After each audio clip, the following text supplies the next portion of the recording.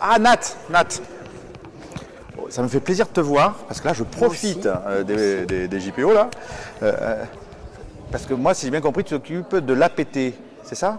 Oui, je m'occupe du BP professionnel, des activités physiques pour tous. Ok, et est-ce que tu peux nous présenter un peu rapidement, en fait, qu'est-ce qui se passe au CREPS autour de ces formations, exactement? Alors, au CREPS de Montpellier, nous avons 3 BP APT. C'est un diplôme qui permet d'être éducateur sportif dans la multi-activité. On peut travailler dans les associations, dans les clubs, dans les services des sports.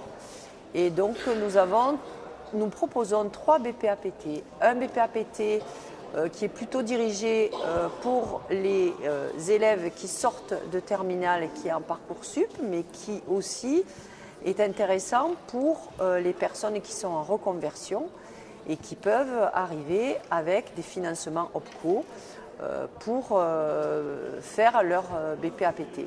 Et 2 BP-APT en apprentissage, où là, il y en a un qui est plutôt avec le groupement d'employeurs de Montpellier et un autre qui est avec un partenariat avec la société Idoine, qui est plutôt un BP-APT qui permet de faire un travail l'hiver et un travail l'été, c'est-à-dire un travail saisonnier, qui est assez la particularité du BP-APT, qui ressemble quand même assez fort aux prérogatives du BP-APT.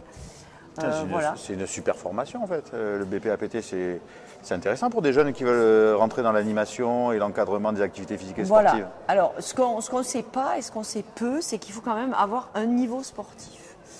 Déjà, le niveau bac est assez intéressant parce qu'il y a quand même des dossiers à faire. Donc, il faut avoir quand même un minimum de niveau. Mais il y a surtout un niveau sportif qui est important parce qu'on travaille dans les 3 domaines.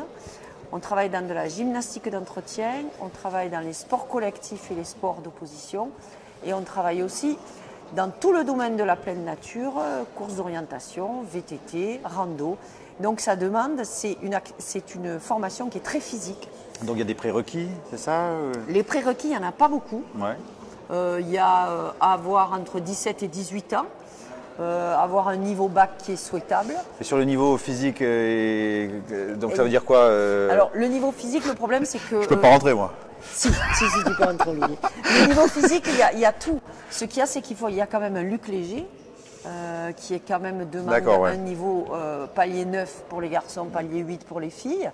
Il y a un parcours d'habileté motrice et donc effectivement, mais c'est surtout durant la formation. Les gens savent peu que durant la formation, c'est très physique. On leur fait faire du baseball, on leur fait faire de tas d'activités, du tir à l'arc, beaucoup de VTT.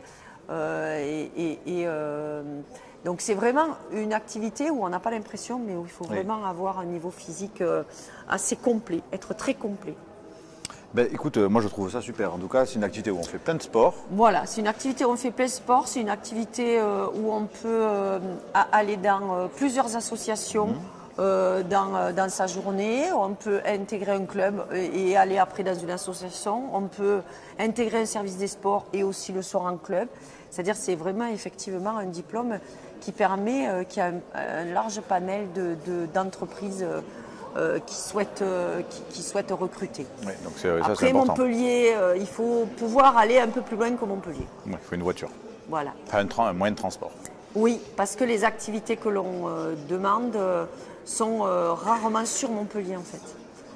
La pleine nature, c'est toujours à l'extérieur de Montpellier. Donc il faut être un peu motorisé, effectivement. Bah écoute, je crois que tu as du monde à ton stand et je pense qu'ils vont râler je vais y retourner. Bon écoute, je te remercie vivement pour ton intervention. Tu regardes